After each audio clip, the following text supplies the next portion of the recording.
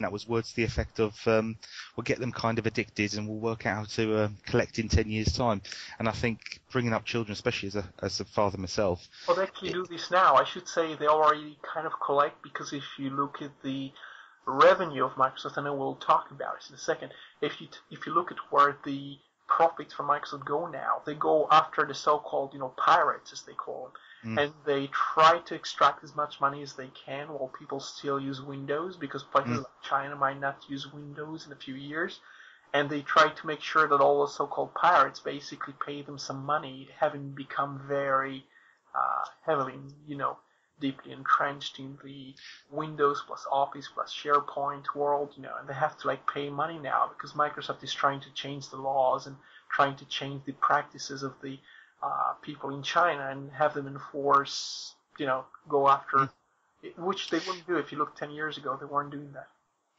Well, it is quite worrying, as I say, as a father myself, for when my children grow up and what they learn. You don't teach history from just one viewpoint alone. You look at a multitude of viewpoints, the multitude of different countries' viewpoint on that particular time in history. And when you've got kids being brought up on Microsoft-only technologies, they're going to go out into the workplace, they're going to expect Microsoft technologies, that's all they're going to work with. And it's a very good investment for Microsoft, I expect, because obviously they have an army, like it says here, of people that know nothing else other than Microsoft products. I don't know, Gordon, if you have any views that you want to add. Yeah, sadly, this is not really news.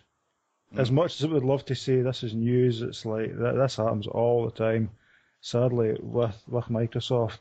The only thing that I could add to that, the point I would want to make, is one of the reasons, sort of going off topic a little bit, but one of the reasons that they wanted to kill the OLPC thing from going to Linux was they said kids in, whether Africa or that got the OLPC, they would be trained to use something that wasn't what they'd be using in the workplace.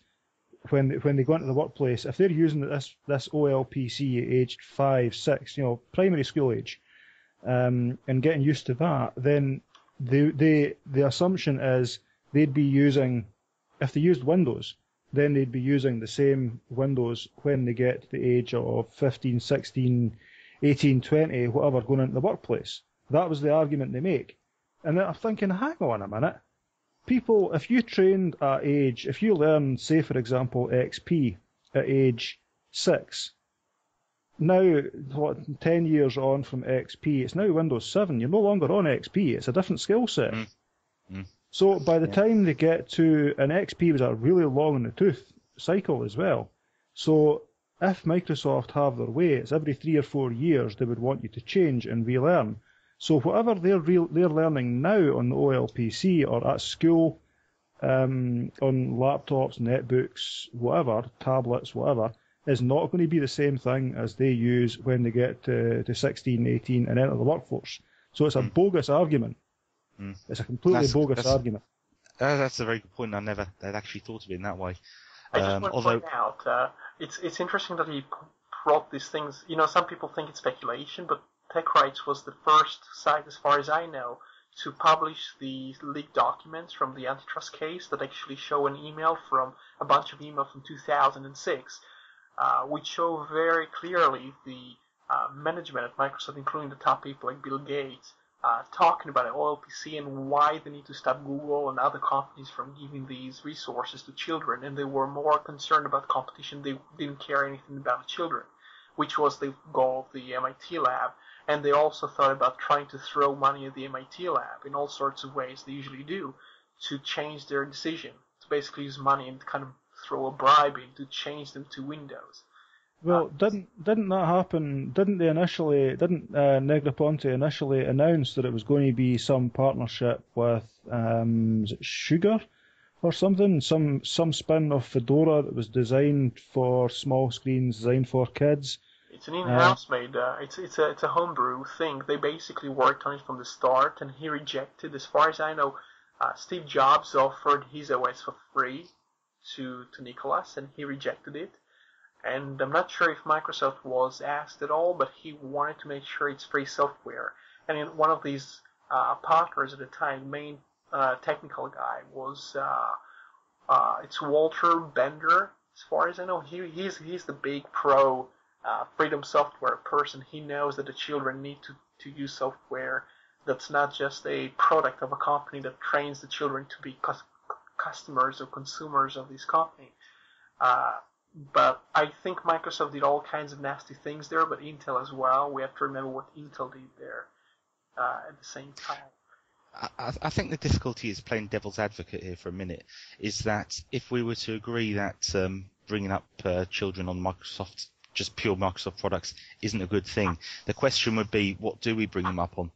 What particular distribution of Linux do we introduce them to? Because unfortunately, the way the child's education works, I don't suppose they could be in a position where they're constantly in flux between different distributions or completely different operating systems. And I think that's the big problem. It's okay, Microsoft isn't ideal to bring children through the education system with, because we want them to experience a diverse range of platforms.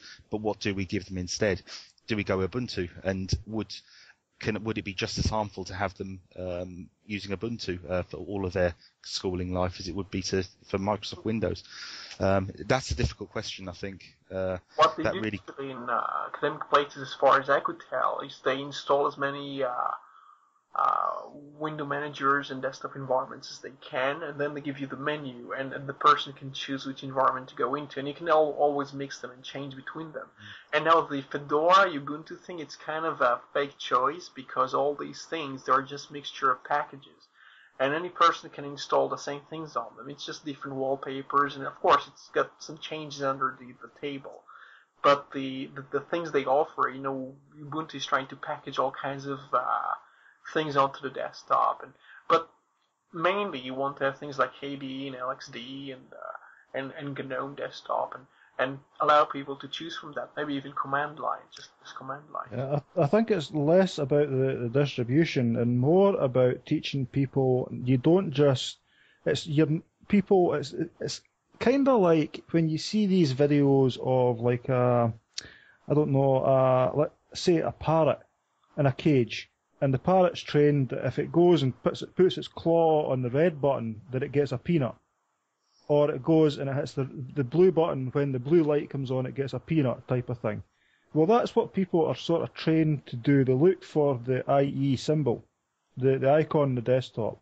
And even if it's somewhere else, they don't know how to get on Internet Explorer, because they're used to having it on the desktop. And if they've got to click it on the desktop, so you're almost training people to recognize shapes and recognize logos and clicking on that branding. So that's more the key, is teaching a word processor where it's not necessarily Word. It can be any word processor. How many people say prepare a PowerPoint presentation? Because presentation can mean all kinds of things. Presentation can mean presenting the meal.